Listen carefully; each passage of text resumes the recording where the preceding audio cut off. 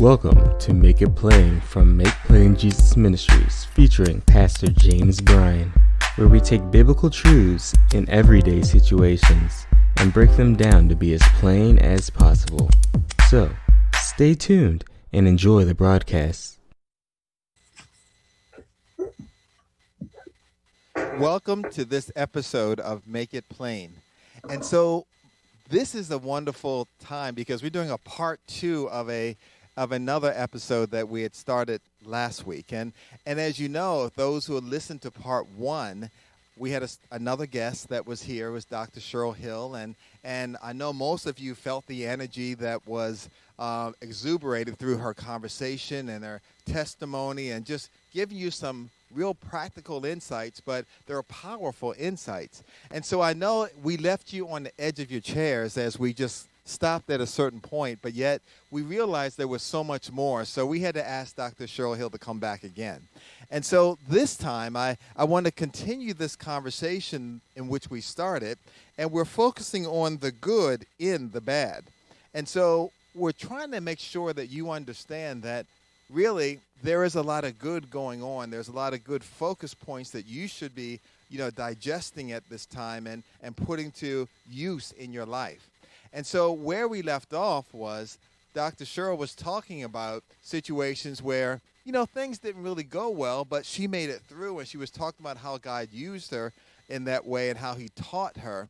And so I want you to continue, Dr. Cheryl, just talking a little bit more about you got to the governor's office. I want them to know about the White House. I want them to know about just how, because your passion and your drive that you have was being demonstrated for folks who may not have been Christians or other faiths, how you were able to work together with them and how they were able to just reap benefits from that perspective. And so if you can begin to talk a little bit about that, and then keep it with the focus at the end about the good and the bad. If you can do that, that'd be great. So let's finish. I'm going through my personal struggles, and here I land in Ocean City, Maryland, like I told you. Uh-huh. So that was the beginning of my job in the governor's office, where I was the director of faith and community outreach for the entire state of Maryland. Mm-hmm. So I get there and I say, God, I don't have a clue. They didn't even have a clue of what that meant. At that time, President Bush was really bullish about having faith in government. So he created the faith and community-based initiatives. Mm-hmm. So this particular governor opened the office. He did, what do you call it when you enact something? I can't remember. But he put that office in place. And lo and behold, a lot of pastors wanted this office. I'm telling you, I learned so much about people in ministry as well going through this thing. But God ended up having me in that office. And so this is an office with no particular job specs. So I was making everything up as I was going along. Why? Remember, my funds were lacking. So I knew I needed to pay my gas and electric, rent, and all of this. This is real. Transparency. I said, all right, I got to make up some things that are pertinent to the community and the faith, which I did. So in the office that I was in was also the commissions, which meant the Indian Commission, the Hispanic Commission, the Muslim Commission, African American Commission, and African Commission. So we were tasked to do the 5 priorities of the governor. And one of the priorities was housing, right? Mm-hmm. And so they wanted to increase the housing first-time home buyers. Now, what did we know about it? Nothing, not at all. Well, we were tasked to do it. We had to do a demonstration of how this government could work in the community. So I started praying.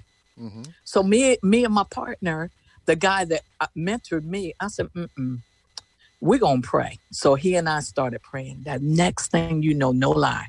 The next thing you know, the people that were Catholic came. Then the next group came, and we started getting in a circle in the midst of our office, because it was a large office. And we held hands, and guess what? Started praying.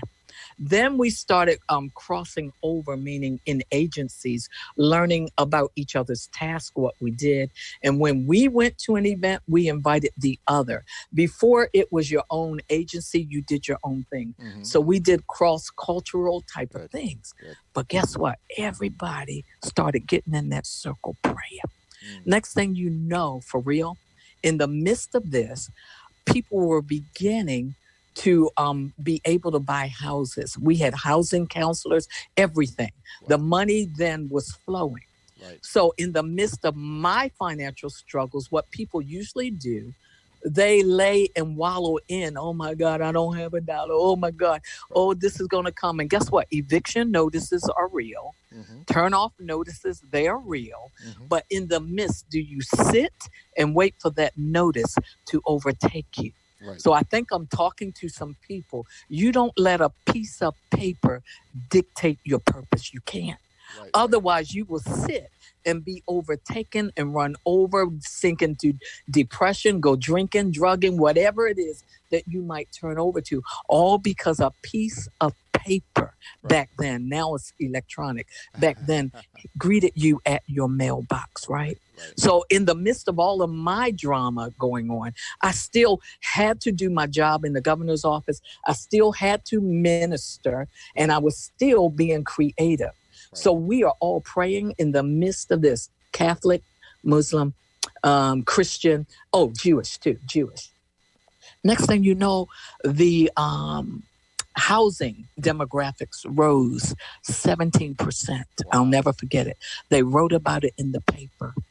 And the lieutenant governor, which you all would know if I spoke his name, he's on MSNBC right now.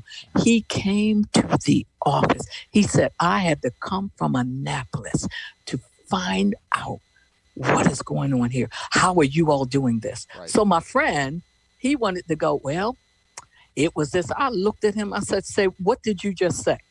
You said what? He said, no. I have to say, LG, that's the lieutenant governor. I have to say we were praying.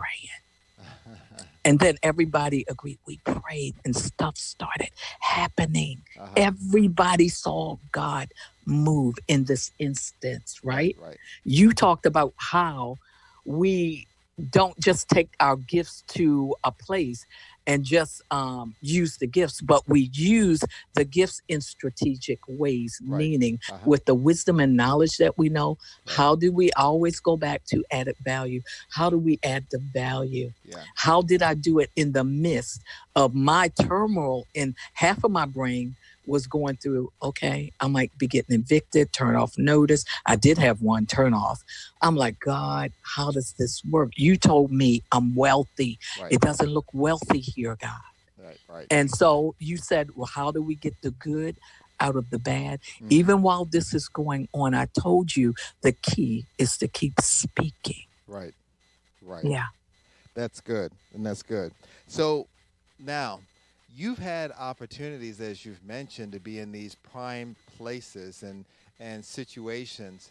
So, and you've mentioned in part one of the broadcast how, you get on a plane, you really don't know what you're going to say up until that moment. So tell me, or tell everyone else who's listening from the standpoint of, when have you come up with solutions that, an hour before you had no idea what they were? And how did you feel when you first experienced God working like that through you? Was it a major thing? So talk a little bit about that. Well, James is still major. Why? Because I still don't have a clue until he takes me to that place. And he began doing that years ago. He said to me, God said to me, I'll tell you when you get there. I said, no. That's just like a preacher wanting the word before Sunday comes. Right. And you look it up, you write it out. I need a word. I used to stress out so bad. I need a word. I said, God, look. Okay, this is my relationship with God. Look. Number one, for me to be on a plane that long is a major miracle. 20 some hours, right? Yeah, it's 12 hours. 12 hours, okay. Yes. And so it depends on where you're going. It took me 21 hours to get to one place.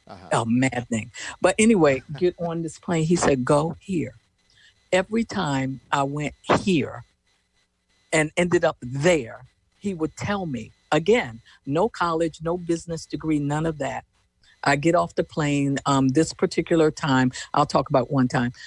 This ambassador invited me to go to a certain country. I did. He had a delegation waiting. He said, I want you to see my country. Then I want you to think about what we can do in this country. And I'm like, why is he, look, this is my inner voice. Why is he asking me? Because I don't know. I just don't know. That's my drama. This is how I am inwardly. Right. Get on the plane. Every time, everything's paid for. But at home, my bills are jacked up, okay? But I get on the plane, get there. And I would get to this one place. I talk about it all the time. They took me around. I met some of the women farmers co-ops. But I go to this place, and as far as I could see were pineapple trees. Mm-hmm. And I said, wait a minute. What is that? Pineapple trees. I said, so what are you doing with this? Well, we don't know. I'm like, you don't know. What I see is money, right? I see money. I see orange juice. I see, what do you call it? Dried pineapple. Yeah. I see products. Mm-hmm. They said, well, our problem is getting our products from the farm to the market. I said, so wait. They said it will spoil before we get it to the market. So what was their problem, James? They needed refrigeration trucks to get it from one place to another. Right. And that was cash that I was looking at. But how did I know that? God dropped it in. When I saw it, I couldn't take my... I said, what kind of madness is this God? Right. Everywhere I would go, he would leave one opening for me to come to suggest something that would work. Right. And then what would happen, people began to say, Christian and non-Christian, whatever she tells you to do, do it. Yeah. And that's the gift of God. It is. Okay? It is. It really is. And, you know, you see those examples biblically also. And when God is speaking through a person, and he's no respecter of person, so the people could be any shape, color, or whatever. And he makes sure that he's able to deliver that end-time message. You couldn't have researched enough to come up with that answer at that time, right? No. And you just opened your mouth. I don't mean to cut in. This is God. You just opened your mouth. When you started speaking, God just showed me something. He said, and I meant that your gift would make room for you. Yep. So people that are sitting right now, you may be in IT right now. You need to go and spend 3 days. God, what is my gift? Mm-hmm. I guarantee you one thing tonight or today, whenever you're listening to that, whatever gift is in you, God will multiply and bring income to you. So you might think, I went to college for this, but there are other things that are on the inside of you that you can use. Some people bake. They don't even know that that's a gift. Mm-hmm. And they begin baking, and that created a business and streams of income. What is it that you have in your hand right now that God can multiply in the midst of this pandemic, in the midst of a lost job? Right. What is it that you can do? Can you write? Can you do things for people? And you're going to have to talk. You're going to have to reach out. Do you need this? Okay, I can do it for this. And you need to barter. Right. I'm a bartering somebody. I leverage everything that I have. Okay, I'll do this for you. I need to get this. And don't be ashamed. Let's remove guilt. And what do you call that? Pride. Right. Uh-huh. Yep. There you go. Yeah. That's good. And that's good. And people don't think about that in today's world. Nope. But it is working. And I remember there was a person who prophesied about, I'm going to say about maybe 2007 or 8 about this pandemic coming. And one of the things that, and I, until about a year or so more ago, I hadn't heard of this person, but I went and saw what he had said back then. And then he said one of the things that needs to happen is you have to build relationships. And he mentioned about bartering with folks and relationships that you need to have during these times when things get to be different. And as people are saying, a lot of folks are asking, when is it going to get back to the way it was? I want it back exactly the way it was. And the answer may be that it's not exactly going to be the way it was, but that doesn't mean that you and I can't survive, we can't prosper, we can't do what we need to do. And so, and it was interesting that way back then he was saying some of the things that you're saying right now. Yeah. So that's good. And we're going to have to refocus. You said it. You hit the nail straight on the head.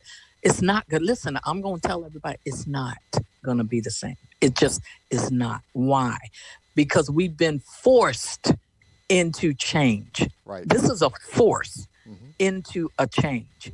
You cannot go back to your business the same. It won't happen. It won't have the same feel. You can't recoup yesterday. You can't. Right. So what have we learned? I learned something huge. As God begins to give me more businesses, I tell you one thing, it will not be dependent on any one thing. And you should have several streams of income. Yeah, I learned that from here, right? These are the good things that I'm learning and watching. Right. I learned that we need to stand in the word. Psalms 91, if you take every sentence, that is really your refuge. Yeah. And it says, and though 1,000 fall and 10,000 at your right side, this is what's happening all around. Guess what? It won't come nigh to you. You better take that word and apply it. Right. Though people have businesses, we see big name businesses going out of businesses. Right. Why? Everything was in one place. Right. So I learned that from here. So I'm learning even from the things that are happening that look bad, how to proceed in the new. Right. Period. In the new, James. That's good. So now, one more thing in this area, and believe it or not, we're rolling right through this. So I want to get some more things in before we get to the end. If you're on, you remember as a kid, you go to a playground and they have these things. It's kind of like a merry-go-round, but it's kind of you sit on it and it kind of spins around. And I learned quickly that if you stare at everything that goes around you, you'll get dizzy. But if you focus on a center point, then you can get through it without getting dizzy. So when things are changing like this, what would you tell folks to focus on? We've alluded to it several times, but I just want to make it plain, if I can. And so what would you tell them to focus on as things are spinning and changing? Because you said that it won't be the same as it was before. So as they're going around on this merry-go-round, where should their eyes be focused? And in any kind of plain vernacular that you can begin to explain to them. Let me tell you something. I had to come out of my hesitancy to do things dealing with technology. That wasn't my thing. So in order to meet, I can't fly anymore right now. Right. But how was it that I keep up the purpose that God gave me? So it's Zoom meetings, right? Yeah. I said, I don't want to do no Zoom. What is Zoom? Why didn't I want to do it? That was something foreign to me, that I had a little bit of fear about the technology. Did I have to do it? All of these things were going on, but I had to level myself up. I call it level up. Right. Because guess what? If you don't get into the flow of this, you will be left behind. Right. So I had to level myself up. And practical things, I was a little overweight. So I said, wait, okay. That means if I'm going to represent God, I had to lose some weight, which I did. I had to present myself from the waist up, right? Because Zoom is about the waist up, what they see, your face, everything. I had to get ready. I had to do some things where optics were important. Look, little thing, women, get a wig, get some makeup, get some new clothes.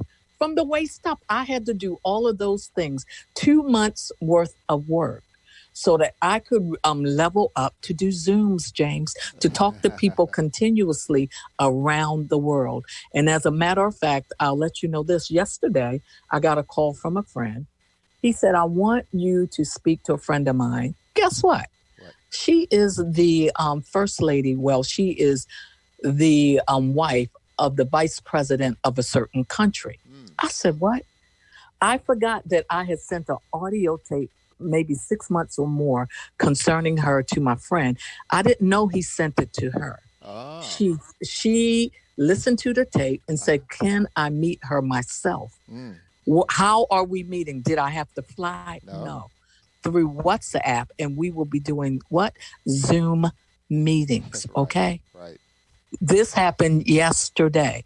So what am I saying? You cannot hold on to yesterday. That means people of all ages.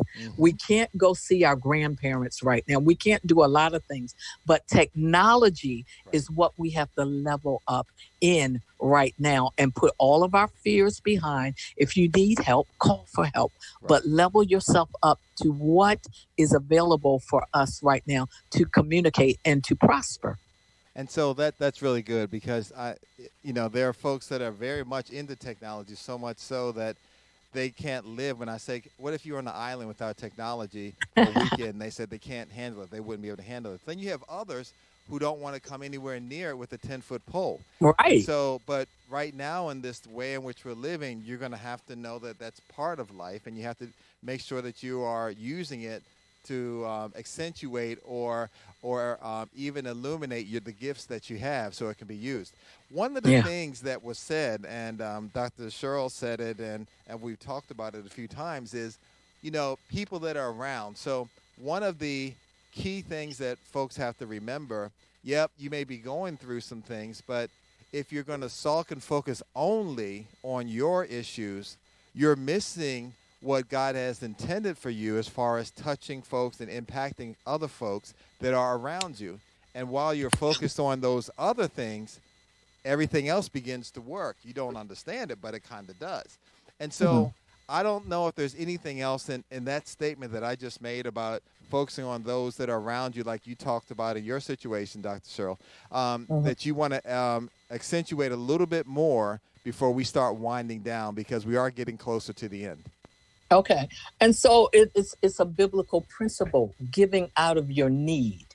I have always done this. I've trained my children to give out of your needs. I've trained my ministry. I've trained everybody. I don't care what's going on. When you see somebody else in need, what you make happen for someone else, God will make happen for you. That's the key. So when you see someone that needs food, go in. You don't necessarily have to go to the grocery store. Go in your freezer, which is what I did. And this is a true story. My daughter and my children are a witness. We went and I said, okay, what do we have 2 of? Anything that we have 2 of, give it away. I pulled out chicken, another meat, canned goods, breads, all of that, right?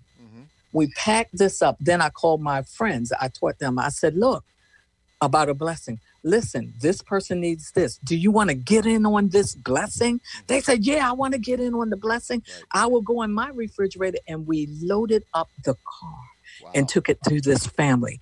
You want to get in on this blessing?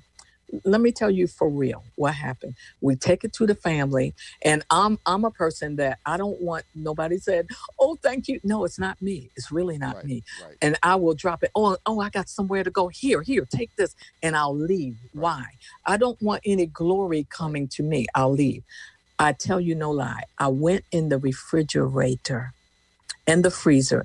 Everything that we gave away, I swear to you, looked like we didn't even take it. God multiplied our food. We kept staring. Didn't we just give that away? So when you give out of your need, this is the time to give out of your need, that God can multiply. Why? The word says his ways are not our ways. Right. It's just not. Right. So when you do what he tells you, he's got a plan to do something for you. Right. That's good. Period. That's good. That is very good. Now, I hope everybody got that one, because that is really, really good. Share all of this information with other folks, your friends, your neighbors, your coworkers, and let them hear this. Now, Dr. Hill, as we get ready to wind down, I want you to take a few minutes to tell people what you're doing, what are your projects, and how do they get in touch with you and find out more about what you're doing. Okay. The website, www.g, as in girl, level, market, MKT, place, place.com, glevelmarketplace.com. So what are we doing? A lot. We are, we just got land in Benin Republic, West Africa. This pastor had land that he has had for 15 years and didn't know what to do with it. So I taught him about BOT, means build, operate, transfer. we want to build a hotel. So we have 3 parcels of land. We are looking for benefactors, people. Give out of your need. Right. Benefactors. I need, for that project, $2 million. Wow. To build the Hotel 1 conference center. And then we're going to do an agricultural project, training project that people can come from different countries on the 3rd piece of land. Right. In Canada, we are looking for a property for our G-level office where we can do trainings, meetups, and things like that. We have a team of people there. Right. In Rwanda, we are assisting a school. So anyone that wants to contribute finances, books, things for school, the building is done. One of our G-level leaders, her aunt, has built it. We're looking for people that want to give maybe monthly, maybe about $50 a month to pay for teachers' salaries. Right. We're looking for that. And so many other things. It's on the website. You can go. That's good. So one more time, give out the website again. www.glevelmarket, MKT, place.com. Good. Excellent. glevelmarketplace.com. Excellent. So Dr. Cheryl, or you like to be called Dr. C, everybody remember that? So look, I want to just say thank you for joining us here on Make It Plain. And so we want to make sure that, all of you who are listening, make sure you send your love to her. Go to the website, find out what's going on, give her a shout out, support what they're doing as they're trying to make a difference in the world today. And for everyone else that's just listening, I want you to just continue to digest what we're sharing with you, because there are various topics, but it's always things that you can use and changes that will impact you for the better. So until next time, God bless you. We can't wait to talk to you again.